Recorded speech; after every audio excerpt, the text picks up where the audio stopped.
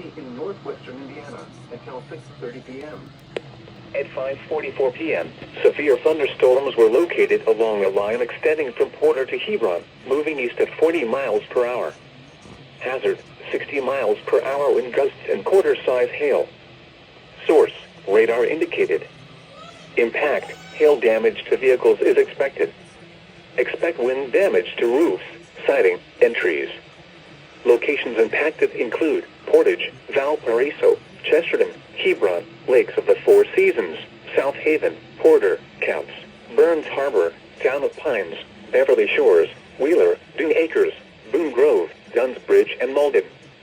Including the following interstates: Indiana Interstate 90 between mile markers 25 and 37. Indiana Interstate 94 between mile markers 21 and 32. This includes Valparaiso University, Indiana Dunes State Park, and Porter County Fairgrounds. For your protection, move to an interior room on the lowest floor of a building.